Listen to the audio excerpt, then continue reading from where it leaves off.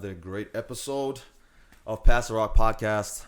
Like I said, man, it's a crazy time, crazy playoff time. There's a lot going on. We got the NFL draft that just passed. Got the NBA playoffs going on. For those who like baseball and hockey, there's something going on. I don't watch that. But anyways, today I'm with my guy, Chibu.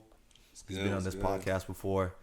And, today we're just going to run through some big topics in sports and really address some situations going on. But before that, man, Chibu, how you been, man? How's life? How's everything? Life's going, man. We're chilling. NFL draft. My boy got drafted, top 5. So, as we can see, you're repping your Florida Gator. What do you call it? Because it's not your alma mater, but it's like It's my childhood team, man. Okay. Grew up on Florida, bro. So, quick rundown on your, how do I say, your loyalty to Florida.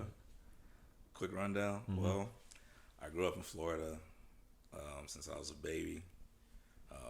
It's just always been our childhood team. You're either a Seminole fan or you're a Gator fan, and I chose the Gators. So Was there like anybody who in your family who's ever like gone there? It was just like something just stood out to them. Was it sports that took like? There's a reason you chose. Nah, it. funny enough, I grew up in Tallahassee, right? Mm-hmm. So Tallahassee is where FSU is, and everyone in my family are actually like Seminole fans. And growing up, I was like, nah, I'm gonna be a Gator fan. And this was before Tim Tebow, Chris League. I said, you know what, I'm gonna choose the Gators. So That's what's up. since then, I know you're feeling, bro, because at the end of the day, we both went to Texas Tech, but I support Ohio State in football. Support Tech too, but you know how the Big 12 works. But yeah. I've always been an Ohio State fan. Was definitely happy when Cowboys drafted Zeke, but we know how that turned out now. But I mean, he gave us good years. Anyways, let's go directly into it, man. NFL draft, which happened last weekend, I believe. 2 weekends ago. Was it 2 weeks ago? Time flying, yeah. It was Thursday though. Last Thursday. Had to be. Last Yeah, Thursday. 28 or 27, 28. Yeah. Anyways, so what's your take on it? We know your boy got drafted, AR-15, great talent, great quarterback. So you're a Colts fan now because of that? Yeah, I'm gonna be a Colts fan. I'm gonna be a Colts fan. Do you really think you can be a Colts fan though? I'm gonna try. I mean, I said like after Brady retired from the Bucks, I was entering NFL fan free agency, and I was like, wherever AR going, I'm going. So, but yeah, I'm gonna try, bro. I'm gonna try hit some of the games out there in the Midwest and that cold. But Oh, you actually We'll gonna go out there and try and see something? yeah. Okay. Me personally, watching this first round, first of all, my take on this whole thing was AR-15 definitely, or Anthony Richardson should have definitely gone top 5 like he did. I think there was definitely a little confusion there, which this has been like the most confusing, most Draft. anticipated NFL draft Yeah. ever. Yeah. Because it's like, bro, you have usually every year we know, okay, this person's gonna pick this person. We know our top 5 picks most of the time, or at least top 3. This NFL, we didn't even know our number 1 pick until damn near the day of, and we still didn't know if he was gonna be the number 1 pick. And honestly, it didn't play out the way I thought it was gonna play out. Houston getting that trade with the Cardinals, and then getting the 2nd and 3rd pick is probably the craziest thing I've seen in the NFL draft Yeah. since I've been watching it. So that was great. So in your opinion, who do you think won the draft, or won the first round? If that Sheesh. is even better for you. Man, I'm gonna say the Eagles. The Eagles, what do you call it? They just signed Jalen Hurts to a huge contract, and once you put that QB money on your books, you got to start making cuts or start restructuring salaries. I think it just worked for the Eagles because they have a very veteran defensive line and defensive line and secondary that they were able to replace them eventually with cheaper talent, at least on rookie scale contracts. So with Jalen Carter and Nolan Smith, Jalen Carter with Jordan Davis will be their defensive line going forward. And Nolan Smith is basically Hassan Reddick, like an undersized edge. So, and both know how to win. Both came from a culture of winning. So I think they won.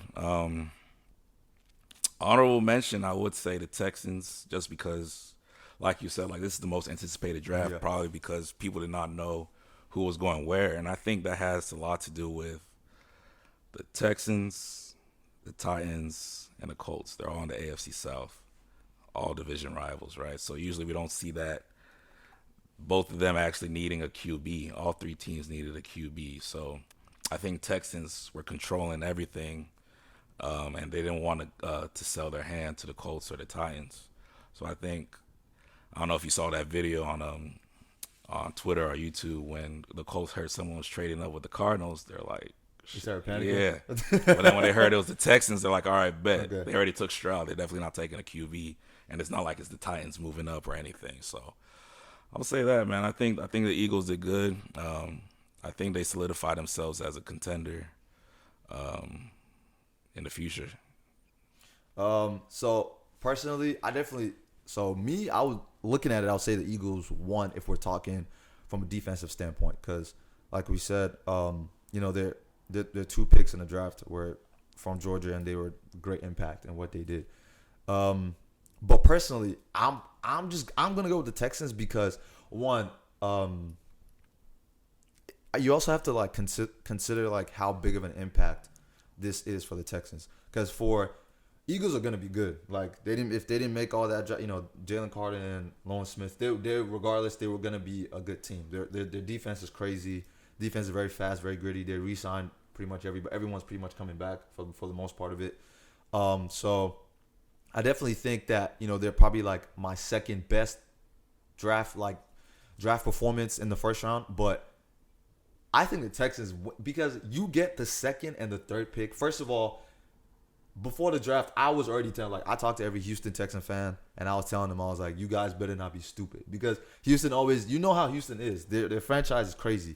They always try to be different or do something. They always pull something out their legs, and it doesn't really ever make sense. But like, this is the one time that even if this season, if they don't get it figured out just yet, it's okay, because they got a generation, they got a quarterback who is going to be their franchise quarterback.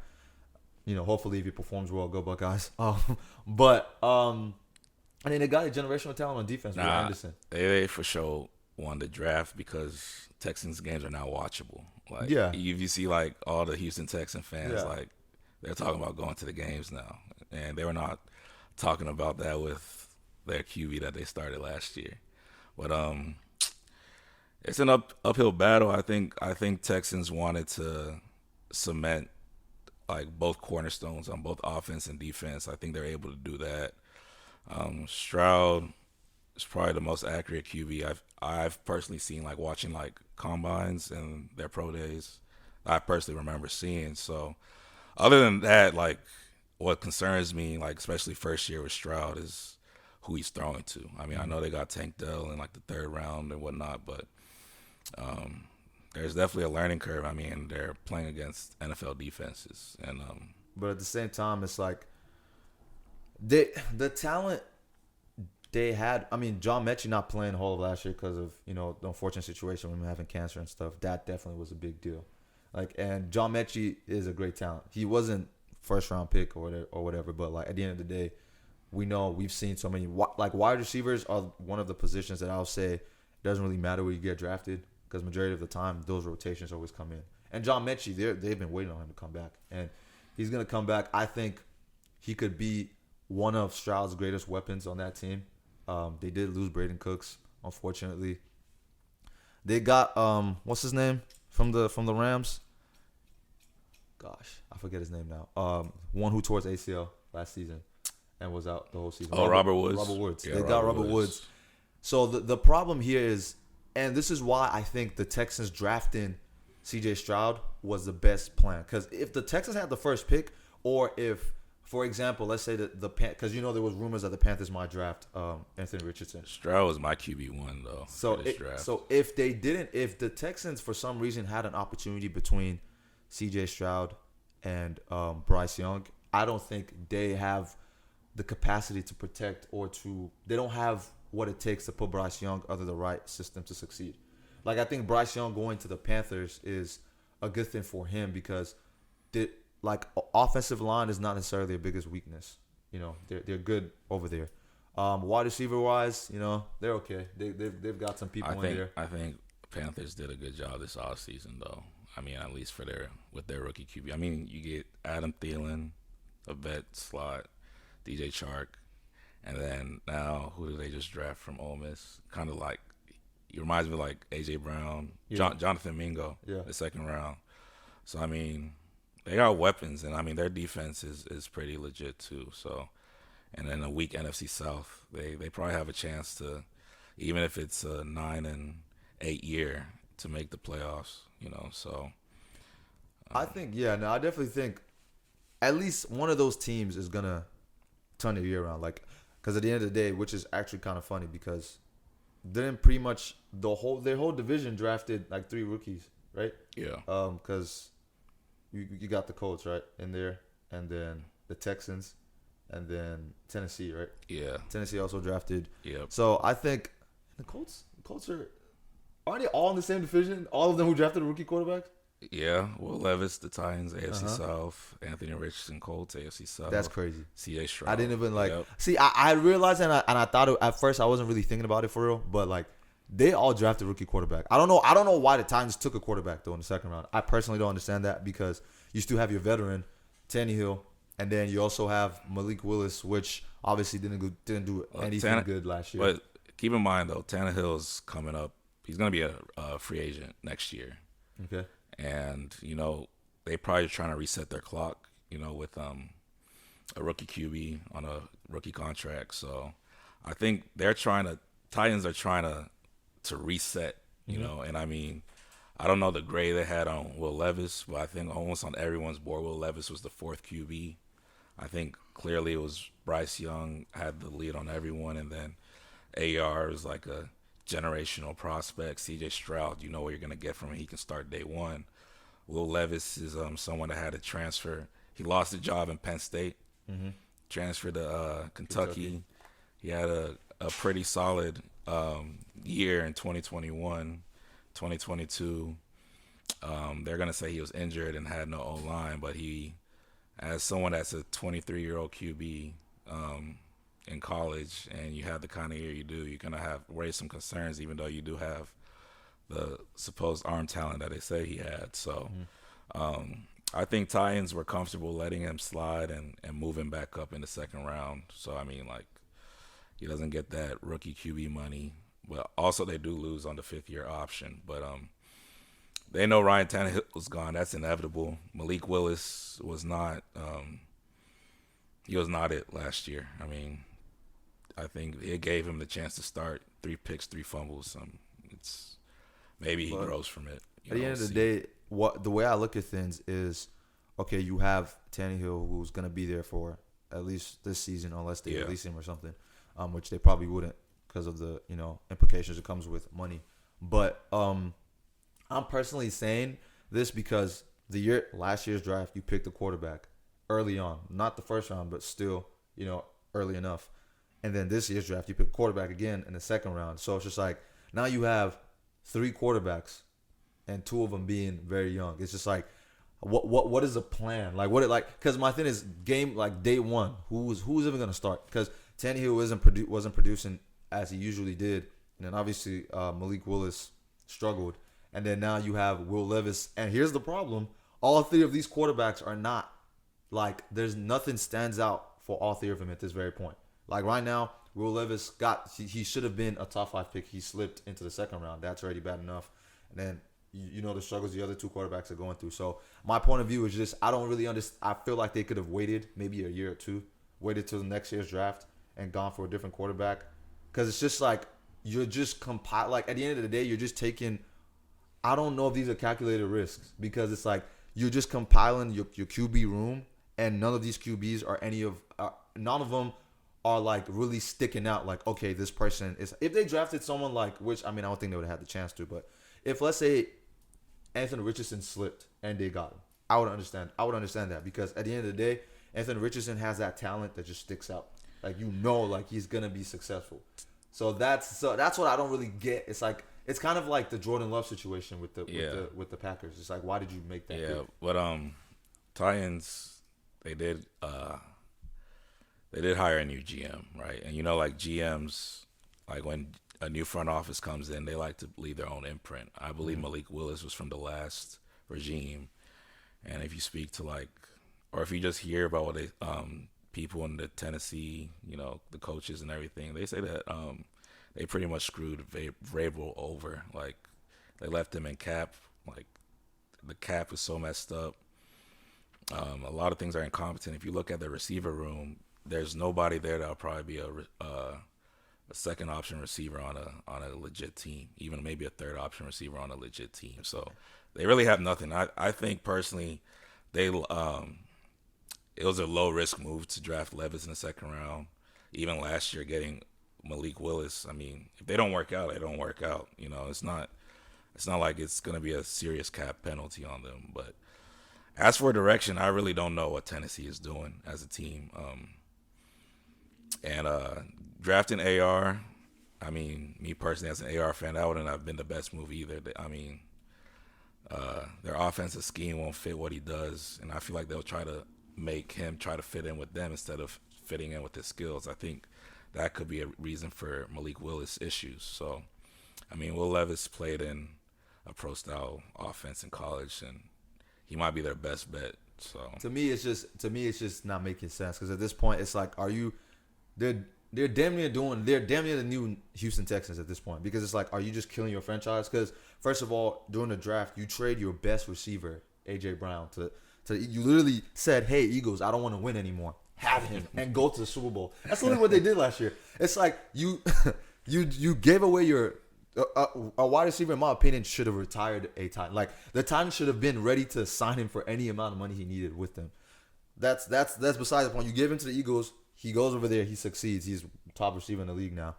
He goes to a Super Bowl. He doesn't win, but at least he made it to the Super Bowl. Then you draft Treylon Burks, a rookie from Arkansas, who was like, he's talented, but they thought he would be the next AJ Brown. Like, why would you think? Why would you try to replace someone who was already stepping into a veteran role now, who's been in the league a few years, long enough, like 4 years now, and he's already talented. He's still young. He's fast. He's strong. Like he literally passed the eye test, the talent, everything. And then you want to replace him with a rookie who obviously is doing good in college, but you don't know, what he's going to do in the NFL, which he didn't really do much for them. Yeah. And then you lose all of that. And then the next year you would think, okay, at least let's try and do something more like thoughtful. Let's try and get, maybe another receiver or someone on defense, something. And then it's like, okay, your first round pick, sure. And then you're literally you're the second pick in the second round. You have so many options to do whatever you want. This is the point in time where you really find those hidden gems. Like obviously the great players are gone now. Now it's time for you to actually look. And the first thing you do is, to me, it's as if like, did you just feel bad for him and say, okay, let's pick him? Like, was that like let's pick Will Levis? So it's like, so he can just feel better about himself. Because at this point, he doesn't really help you unless you start. Because in my opinion, if you drafted him, you better start him day one. Because what did you draft him for? Yeah, I think a lot of teams, the fact that no team moved up in the first round for Will Levis speaks about how a lot of teams felt about him. Yeah. I mean, Kentucky played Florida. The 2 years that he was in Kentucky, he played Florida, and I was like always hearing like, oh, he's gonna be a top pick, and I'm like, man, I've watched this dude play. Yeah. You know what I'm saying? Like, I know he's a big, your stereotypical big, QB. You know what I'm saying? But there was nothing that really popped out like what C.J. Stroud did against Georgia, or even think about what Bryce Young did winning the Heisman and whatnot. But or Anthony Richardson's like flashes of, oh my goodness, like he could be an MVP. Will Levis gives you a ceiling of maybe a Kirk Cousins. Like that's really what he gives you, and you don't trade up in the first round for that. You know what I'm saying? Yeah. So. But you can trade up in the second round for that, and hope he's better. But we'll see. Because at the end of the day, I don't want to be too critical about QBs anymore. Because this is probably one of the worst takes I ever had was when Justin Herbert got drafted. I thought he got picked way higher than he should have. Really? I was like, I don't think he's gonna be that good, and I was completely wrong. He's definitely a great talent. So. We know he has an arm. Will Levis has an arm. We've seen, his pro day, his combine, all that stuff. We saw it. He's not a bum. He's not terrible. It's just he's not giving you what, something that makes you say, okay, I definitely need to draft this guy. Exactly. So we'll see how he turns out. Definitely, like I said, great pick by the Texans. I think them taking C.J. Stroud was their best bet. What do you think was the most underrated pick first round? I don't know. I want to say people don't really people know like the talent of Nolan Smith, but I don't think people really understand like the impact he's going to make on that defense. Yeah. I think that was a very I know they talked about it, but at the end of the day it was like the 27th pick, something like that, so you're not really going to really look too much into those kind of picks cuz it's not super high, but I think people are really he's going to change that defense if he comes out to be if he grows into his talent, and plus he's going to bulk up a little bit, and he's going to be how the NFL trainers are, he's going to gain 15 pounds before the season starts, and then he's still going to be fast. He runs a 4.3. I think he's definitely the most underrated pick in my opinion. I think his impact on that defense is going to really show. I'm not saying he's going to be as good as Michael Parsons, but he's going to play that role. He's going to be that guy that he's going to be playing outside linebacker, edge rusher, and then if someone is ever hurt on the line, they can put him to replace that person on the edge. So I definitely think he's going to play Michael Parsons' role, and he's going to do what. So when the Broncos picked what's his name, Von Miller, he's going to play that role. He's going to be what Von Miller was for the Broncos, for the Eagles, and I think he was going to be that for any team he really went to. Eagles were smart enough to know they were trying to stack their defense, so I think he was definitely my underrated pick. Who's yours? Man, I'm gonna go JSN going to Seattle. I think his game and DK's game match up well, and I'm always a big fan of getting talent on a rookie contract. Yeah. That just helps your team building so much. And I mean, your core, your two receiving core going forward is going to be DK and JSN. Tyler Lockett, has been there for a minute, but Tyler Lockett, his time is coming up, yeah. And I mean, I think JSN is going to slide right into that slot role that Lockett is in. But that trio is going to be good. Hopefully Geno can have the same year he had. If not, you can expect Seattle to get a QB sooner than later. So I think that's mine. Maybe honorable mention. I know you're a Cowboy fan too. I like Mozzie Smith. Okay. I think he's gonna have a big impact year one. See how much he plays, but he's a big nose tackle, strong as hell. So it's definitely gonna help their run defense, not their pass rush. But with Parsons moving strictly to D end, I don't think that's an issue. But Mozzie Smith is someone that you just can't move, So those are my two for sure.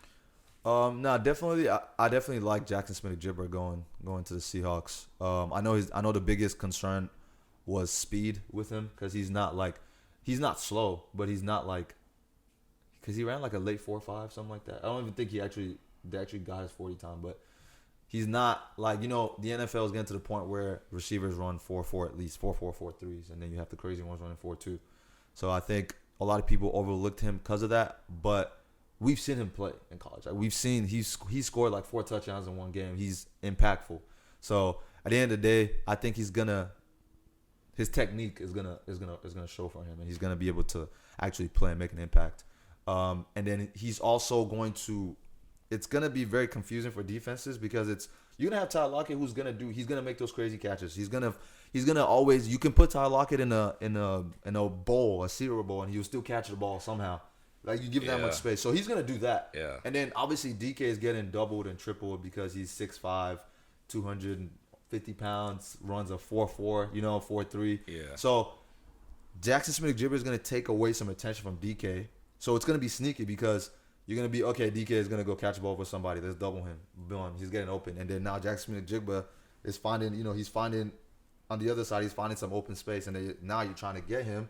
And then all of a sudden, Tyler Lockett just comes out the back door and is down the field. So I think it's gonna be very for every defense that plays the Seahawks. I think it's gonna be very very vital for them to really play that spread with like sense. And then you have they drafted a running back, and then they already have Kenneth Walker. Yeah, they already have Kenneth Walker from last year, who he got hurt, but he's still a talent. We see what he can do. So that offense is going to be good, and Geno Smith is going to ride it out.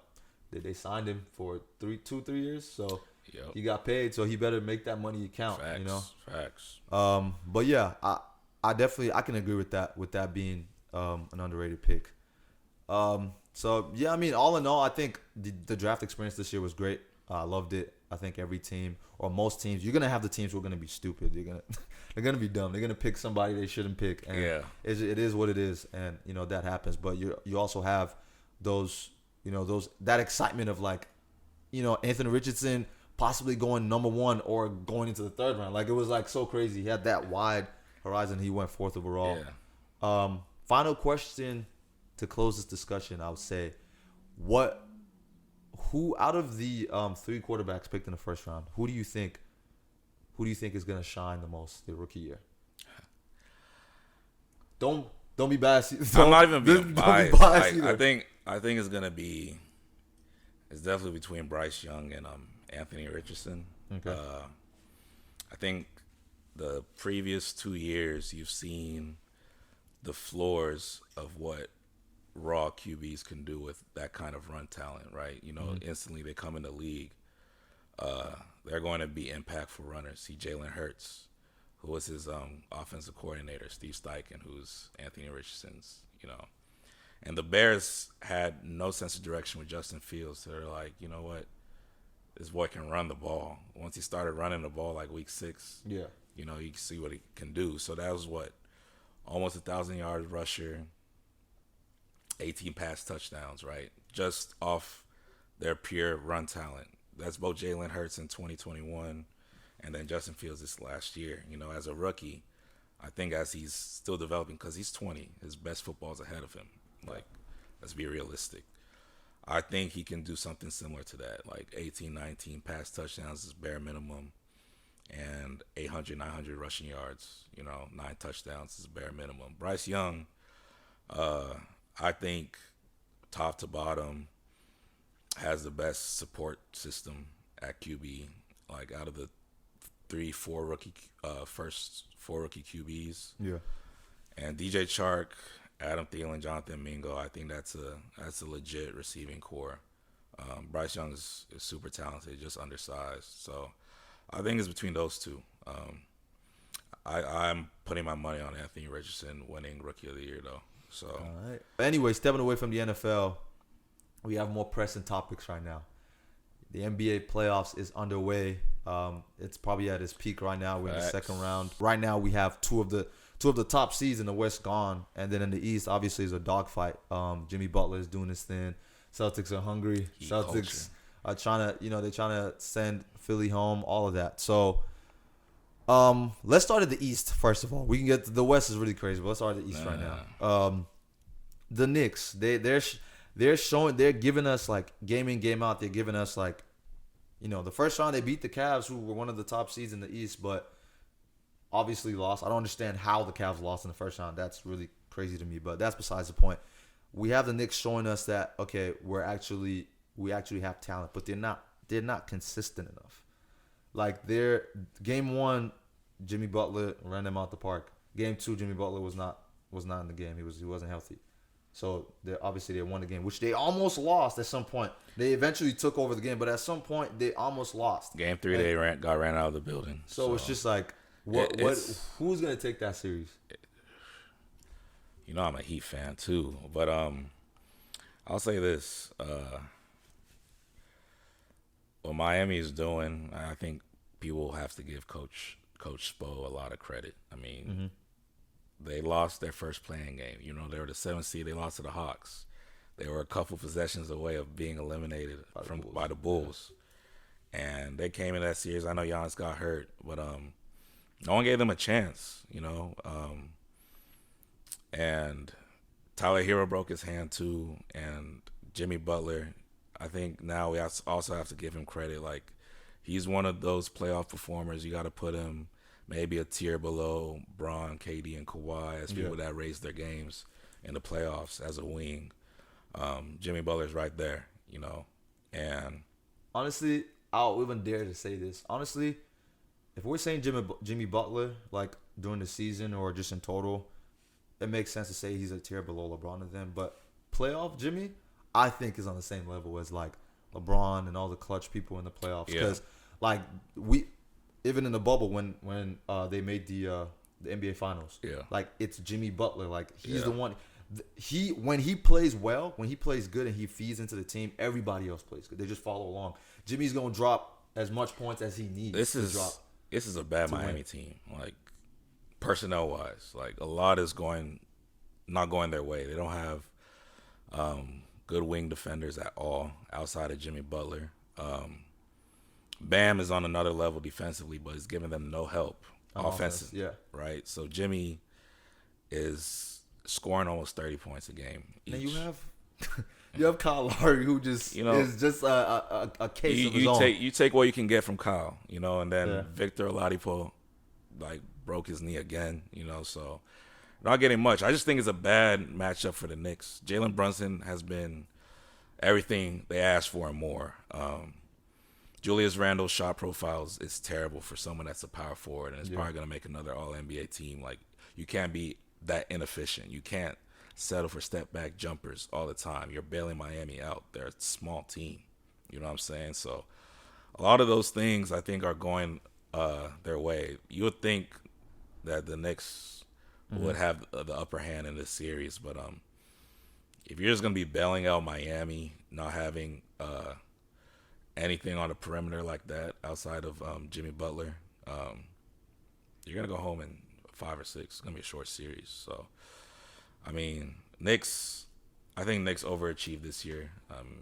But that playoff experience with Jimmy Butler, Bam, even Kyle Lowry, that's a champion, and Coach Spo is seeming like a lot, seeming like a lot. And with the Knicks, though, what my biggest thing, I don't feel like this is talked about enough, what is R.J. Barrett doing?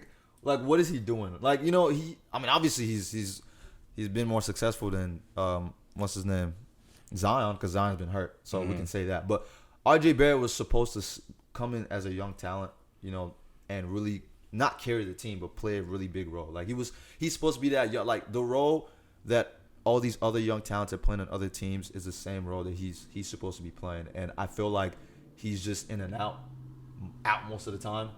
He's not living up to the name that he should be. You're a lottery pick. You should be hooping by now. And you've been in the league for a couple of years now, so you should be like reliable enough in some situations. Out of high school, he was the number one player, the number one prospect out of high school, right? Zion was 2, but I mean, everyone knew Zion was definitely the more generational player. I mean, not everyone pans out. I mean, I feel like he had a tough first couple of years, but I think now he's starting to see the kind of player he is and what's going to make him the most money. I feel like next year he's going to take a leap. I feel like he's been fine. I mean, I feel like he's guarding the team's best wing player. Yeah. And he's been giving them some scoring when Julius Randle is meant to be their obvious number one. But in the playoffs, Brunson's their number one. And when Julius Randle decides not to show up, usually he's right there. So I know it's tough. I mean, like, when you're your top 3 pick, everyone thinks you're going to be like the next franchise player, but it doesn't pan out that way. Sometimes you just end up being a very good NBA player that plays 8 to 10 years, So I mean, yeah, I just think he can step up, like, kind of how Tyrese Maxey, like, you see the kind of role that he plays for the 76ers right now, the way he came into that team, and he's stepping up every time he's needed. This series all depends on Jimmy Butler for both teams, because it doesn't matter what the Knicks do. If Jimmy Butler has to score 65 or 70 to win, he's gonna do it. So it comes down to Jimmy Butler. If Jimmy Butler keeps stepping up, this series is over. Like, they're gonna win because of Jimmy Butler. But if they're able to contain him somehow, nobody else is gonna be that efficient to where they're gonna be able to score. So as you can see, Jimmy Butler didn't play one game. they got blown out the water, or not necessarily blown out, but you They, could tell. they kept it close, but Yeah, like there's, close there's enough, only but so at the much end you of the can game, do. it, like, You know what I'm you saying? But yeah, him being in the game, the very next game, you see they lose by 30 plus. Yeah. So it's just like his impact. That's really what that series comes down to. Mhm. I'm definitely taking the Heat because I don't think Jimmy Butler is going to slow down. I think they're going to win. Facts. Boston Sixers. I'm always right with Boston because Boston has that talent. You know, they have that young talent. Jason Tatum or Jaylen Brown is always going to show up. They're both never just going to be quiet. And then when they both show up, which they've been doing a lot lately, it's even more crazy. And then everybody else just falls in line. Their team just makes a lot of sense. Yeah. You know what I'm saying? Like, it just makes sense. You got two elite wing players Mm-hmm. that play both sides of the ball. You got Al Horford who's been shooting out of his mind this season. Like, I don't think he's ever spaced the floor as good as he has. He's hungry, bro. You He know? wants a ring. He's hungry. And Time Lord Williams is one of the best rim protectors in the league. And you can't forget about Marcus Smart, that won Defensive Player of the Year. Then Malcolm Brogdon, very underrated trade, like best six man in the league, right? So, and then White, that comes off the bench. He's one of the best perimeter guard defenders in the league too. Yeah. You know, so like that's a tough team for anyone to beat. You know what I'm saying? So Philly has a lot. You know, if Harden's disengaged, it's not gonna work. I mean, That's the thing. Embiid can drop 40. It does not matter. And that's what it comes down to. So- Like that's why, because Harden he's going to fade away here and there because he just does that. We've seen year and year, like, he's always gonna fade out in the playoffs somehow. He's gonna have a couple of good games and everyone's gonna be like, yeah, Harden, great MVP, blah blah blah, and then he's gonna come back and score 10 points and turn the ball over like seven times. that game 3, I was stunned. The way he played, right? He looked like Ben Simmons in that Hawks series. Bro, it was him passing up layups. Like, It's just that's what I don't know, bro. That's what you get with James Harden. after getting that sometimes, bro. 45, I mean, like, everyone is like, okay, you can take what you can get from Harden. He's a 20 and 10 player now. That 45 was him turning back the clock. It's like, okay, he said that he's aggressive. He's gonna be aggressive this series, but you know, you can't do that. Like, you have an MVP. You have an MVP on your team. You can't do that, man. Yeah, I don't know. I definitely think, especially with this big win the Celtics just got, they're gonna come back and double down. They play today, right? They're gonna come down, double down. They win the game today. They smell blood. Series is over. They smell blood. Series is literally over if they win the game today. Now, on the West side, Sir. first of all, before we even talk about the playoffs, let's talk about the elephant in the room. Dylan Brooks. All season, all he did was talk, and dance. Man. Was that how they do the dance? They be doing the little dance? That's what he did all season, bro. Yep. And he did. Dude, Dylan Brooks probably danced more than he scored points. The moment when he talked down on LeBron James, talking about, I poke bears. I don't respect anyone till they give me 40. And then the very next game, he's out here missing all his threes. And when I saw him miss all his shots from warm-ups, I said, this series is over. Because he's not gonna do anything, and I knew his career, like, he was gonna get released. Because, like, bro, I don't think I've ever seen, like, regardless of how bad you are as a player, at warm-ups you're gonna make your shots. It's warm-ups. Like, it doesn't matter what crowd is yelling at you. It's warm-ups. It's open rim. You know, you're gonna be fine. You're missing threes that you claim that you're good at, and then you just can't. Draymond Green, his mouth is louder than his baskets right now. But he can do that because he has a resume. He's a champ. He has four rings. 4 rings, Defensive Player of the Year. He has a great resume. Like, in the game 7 in which they lost to the Cavs, that LeBron ended up beating them, Draymond had 6 out of 7 threes. When he talks, he backs it up. He dropped 30. He was the best player for Golden State that game. But, and then like, Dylan Brooks hasn't earned anything. First of all, when he got drafted, he made a comment saying he wants to be what Draymond is for the Warriors. You have to play. Like, you have to, like, when you in the NBA, when you talk crazy, you got to play crazy. Like, Ja, no one's gonna get on Ja because, one, he was hurt, he wasn't 100% healthy, and 2, Ja is a great player. Ja will talk that talk and play. Like, he would actually play well. So you can give Ja that excuse, but it's just like Dylan Brooks. Like, what are you doing? Dylan Brooks hangs his hat on the defensive side. I mean, he's a pest, but that's really all that is to him. His defense is not good enough for him to be so incompetent on Yeah. offense, you know, to Incompetent is a crazy word, though. you're costing your team. Like you're with the other team. They're saying the Lakers are saying he's with us the whole time. The whole time he was playing. You know what I'm saying? So you can't be saying you're poking bears and you're doing that. Like Klay Thompson tried doing that when The 3-1 lead thing, in 2016. So how that turned out. and Dylan Brooks is a Bron fan. He's been a Bron fan. Like, let's not get it twisted. He's a Bron fan. So if anyone knows what poking LeBron does, it's that. Even if LeBron is not as impactful, like it's gonna bite you. So he was asking for $25 million. He'll be lucky to get a mid-level exception at this point. But there's gonna be people that want him. So you think he's gonna be in the NBA? Like you Oh, think yeah. someone's gonna pick him up? Yeah. He's an NBA player, but I'm not gonna lie, Memphis, they're crazy, bro. 'Cause I get it, bro. It's just fun. It's funny because it's Dylan Brooks, but it's just like I don't think I've ever seen anybody ever, unless a player did something wrong to where like you violated something.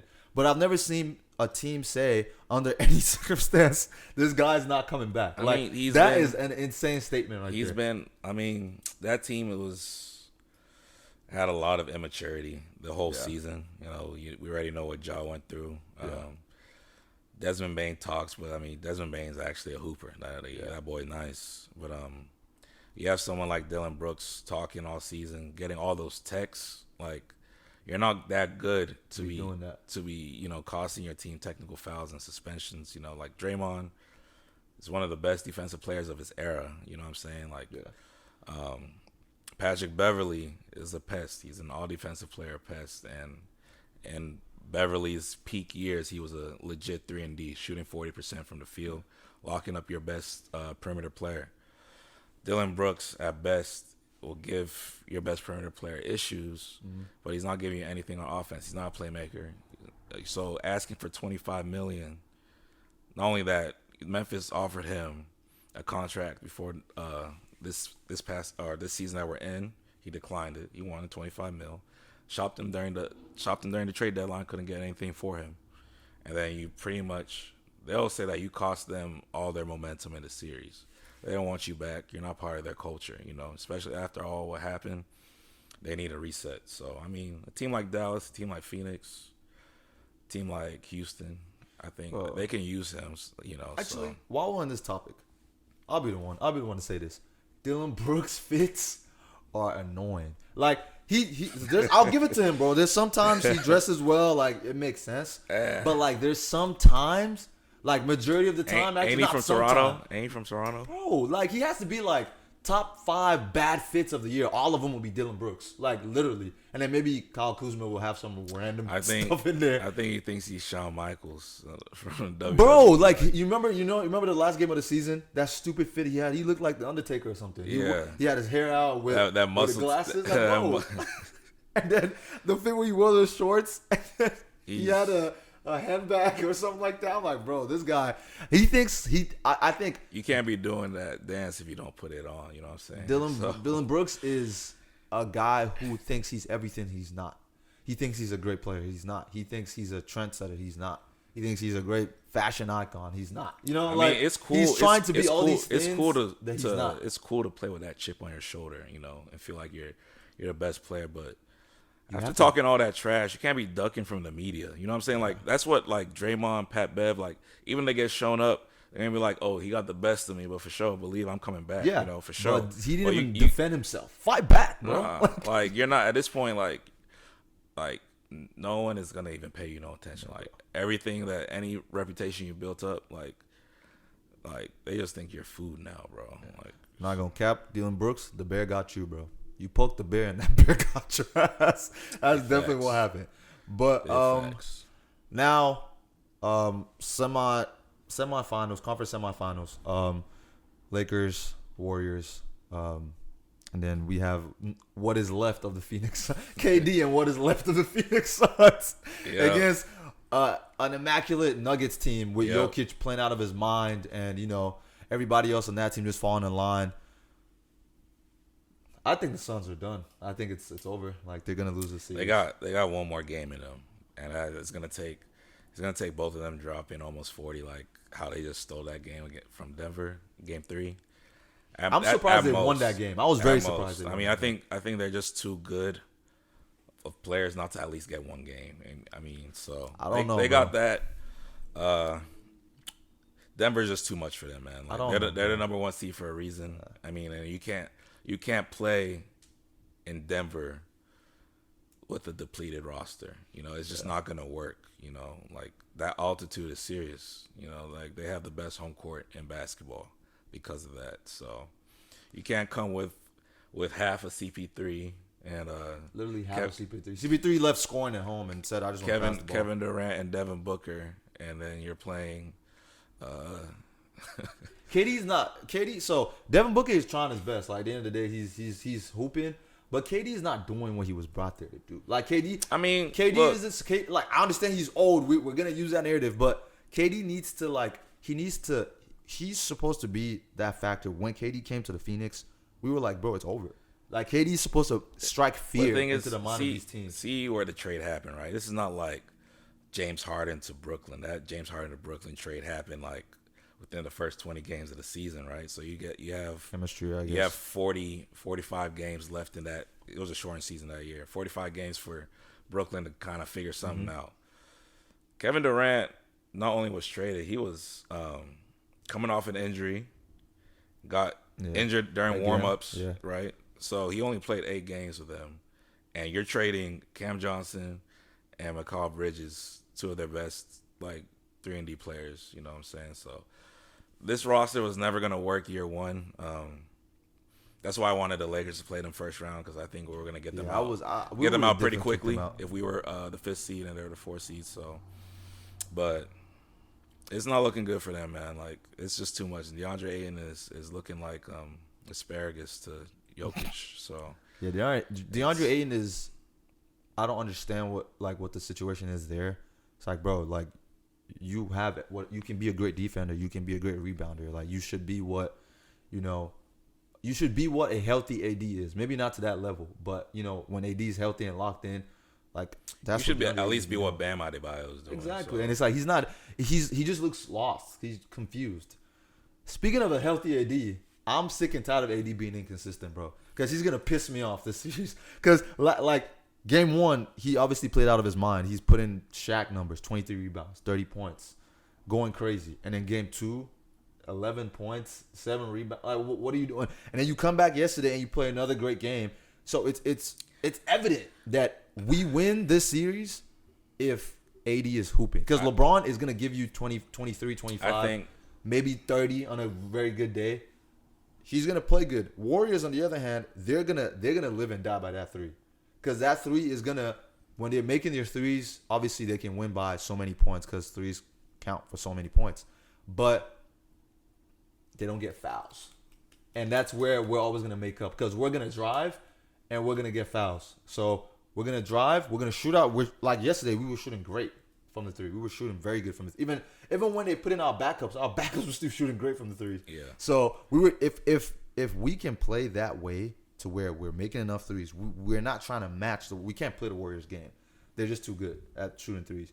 If we can make enough threes and then still drive and get our fouls, we're literally making threes all around, because we're getting fouled with those and ones. If we're getting and ones and we're getting fouled, we're getting guaranteed 3 points right there, depending on who's shooting the ball. The officiating thing, I'm seeing like Warrior fans, they're upset about officiating, but you're a small team, my guy. Like you're starting a center at 6'8". Lakers are starting 3 people 6'9" and above. Vando, Bron, and AD. Bron and AD, clearly the 2 best paint score, probably 2 of the 7 best paint scorers in the league. You know what I'm saying? As the bigger team, you're going to be fouled. The Warriors were the top 3 worst teams in committing fouls this past season. Lakers don't commit fouls. They were the team that committed the least amount of fouls. They were the team that got fouled the most, because they have a lot of people that can commit, that can bring rim pressure. Dennis, even Lonnie Walker, that's a reserve now. Austin Reeves, LeBron. Anthony Davis, so like they can get it all kind of ways, driving, posts on the elbow. So like that's always gonna be a disparity. I mean, I just think this matchup was always gonna be bad for Golden State. I mean, I just don't see a way. It's 2-1 right now. I don't see a way that they're gonna win the next 3 out of 4 games against the Lakers. They've already committed to going small after game 1. This is the best defensive version of Anthony Davis. I think you're being too hard on Anthony Davis. I think people are being too hard on Anthony Davis. He's had like 2 bad games. Okay, I get that, but like my thing is like with AD, the problem is, and which even in the playoffs and leading to the playoffs, he started playing really good. But it's the problem that happens during the season. Like it's the problem that we talked about during the season this year. His motor, right? It's just weird because it's like how can somebody score 30 points and 23 rebounds and the very next game look completely lost? But I mean, it's not just about the points. He's not even being impactful anymore. Like game 2, AD, there was a lot of defensive looks that I feel like he wasn't being aggressive enough. That was his worst game. I think he's had 2 bad games, and they're both game 2. Game 2 Memphis.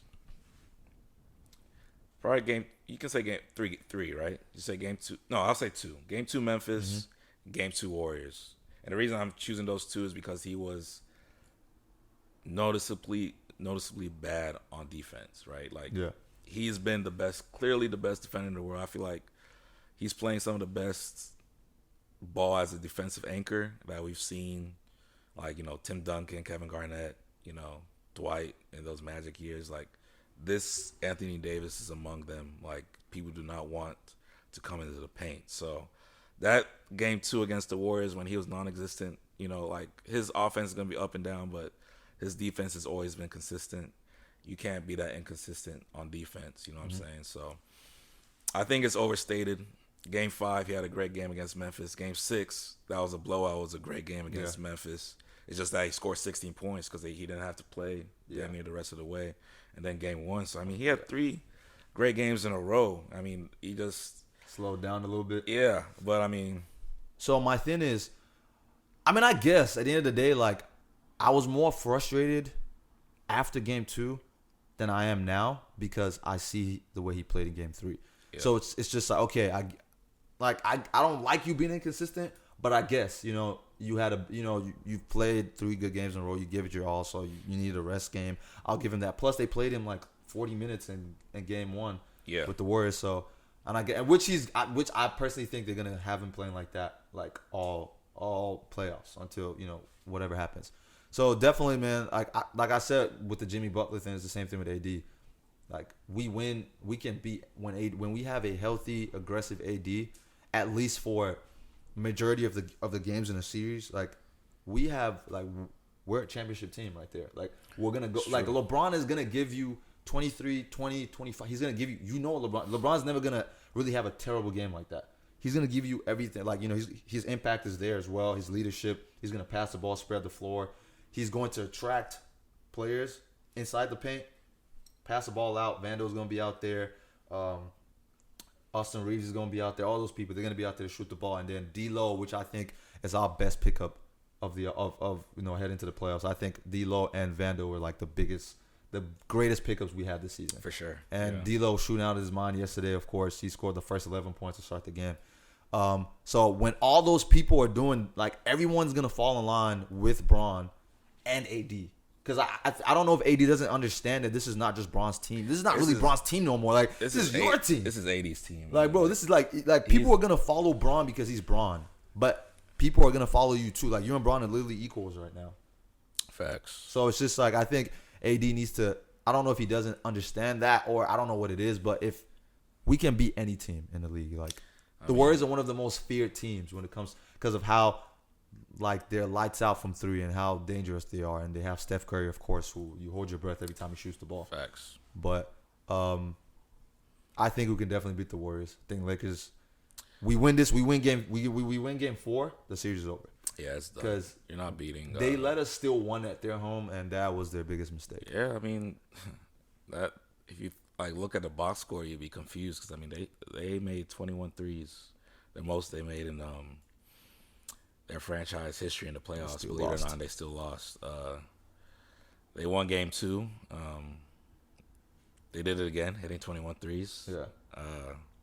The Lakers are just all bad all around defensively. But, I mean, I feel like if the Lakers are the team that hustles the most, puts in the most effort, they're going to win that specific game. I mean, I just think that their talent, top to bottom,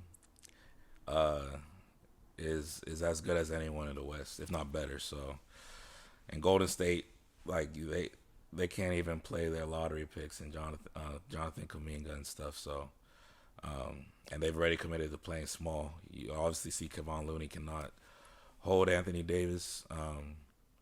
Draymond does what he does, but I mean he's gonna rely on hacking Anthony Davis and try to get him disengaged, right? So if the refs are not calling those hacks, that's gonna disengage Anthony Davis, as we saw in Game 2. Yeah. Game 3, refs were all on that, so that's probably why Draymond was in foul trouble. But Anthony Davis needs to understand no one can guard him.